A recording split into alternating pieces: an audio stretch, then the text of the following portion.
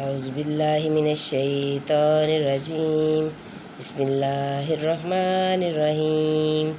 سورۃ آل عمران پارہ نمبر 4 سے ہم ترجمے کا آغاز کرتے ہیں۔ اللہ تعالیٰ میرا پڑھنا اور آپ کا سننا قبول کرے۔ ثواب کی نیت سے لائک، شیئر اور سبسکرائب ضرور کیا کریں تاکہ اللہ تعالیٰ کی خاص رحمتیں اور برکتیں ہم پر نازل ہوں۔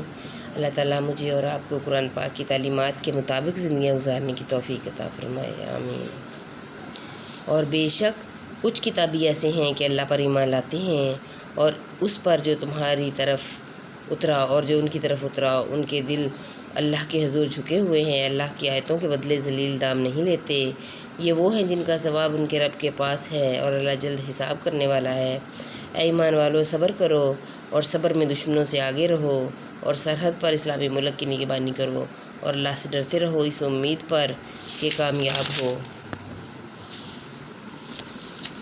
بسم اللہ الرحمن الرحیم۔ اے لوگو، اپنے رب سے ڈرو جس نے تمہیں ایک جان سے پیدا کیا اور اسی میں سے اس کا جوڑا بنایا اور ان دونوں سے بہت مرد و عورت پھیلائے، اور اللہ سے ڈرو جس کے نام پر مانگتے ہو اور رشتوں کا لحاظ رکھو۔ بے شک اللہ ہر وقت تمہیں دیکھ رہا ہے۔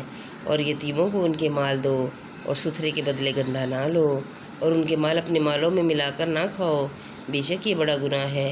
اور اگر تمہیں اندیشہ ہو کہ یتیم لڑکیوں میں انصاف نہ کرو گے تو نکاح میں لاؤ جو عورتیں تمہیں خوش آئیں، 2 3 اور 4 پھر اگر ڈرو کہ 2 بیویوں کو برابر نہ رکھ سکو گے تو ایک ہی کرو، یا کنیزیں جن کے تم مالک ہو، یہ اس سے زیادہ قریب ہے کہ تم سے ظلم نہ ہو۔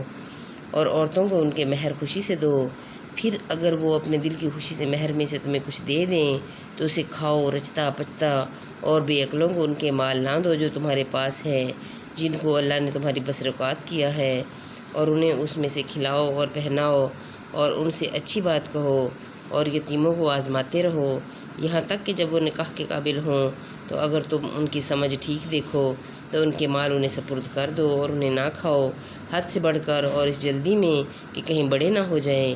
اور جسے حاجت نہ ہو وہ بچتا رہے، اور جو حاجت مند ہو وہ بقدر مناسب کھائے۔ پھر جب تم ان کے مال انہیں سپرد کر دو تو ان پر گواہ کر لو، اور اللہ کافی ہے حساب لینے کو۔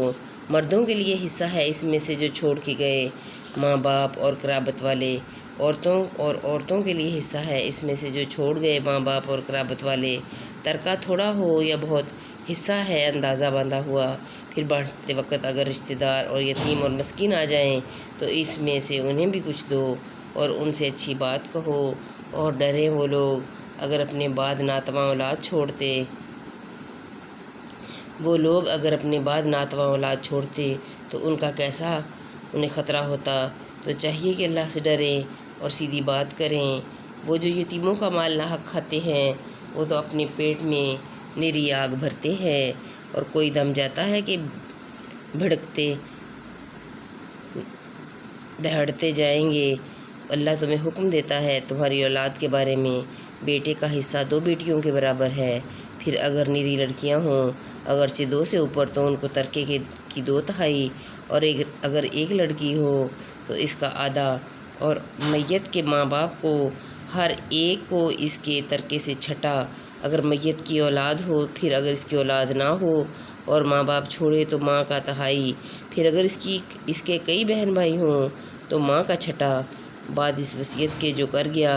اور دین کے تمہارے باپ اور تمہارے بیٹے، تم کیا جانو کہ ان میں کون تمہارے زیادہ کام آئے گا، یہ حصہ باندھا ہوا ہے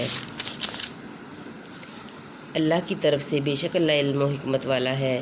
اور تمہاری بیویاں جو چھوڑ جائیں اس میں سے تمہیں آدھا ہے اگر ان کی اولاد نہ ہو، پھر اگر ان کی اولاد ہو تو ان کے ترکے میں سے 1/4 ہے جو وصیت وہ کر گئیں، اور دین نکال کر، اور تمہارے ترکے میں عورتوں کا 1/4 ہے اگر تمہاری اولاد نہ ہو، پھر اگر تمہاری اولاد ہو تو ان کا تمہارے ترکے میں سے 8واں جو وصیت تم کر جاؤ، اور دین نکال کر۔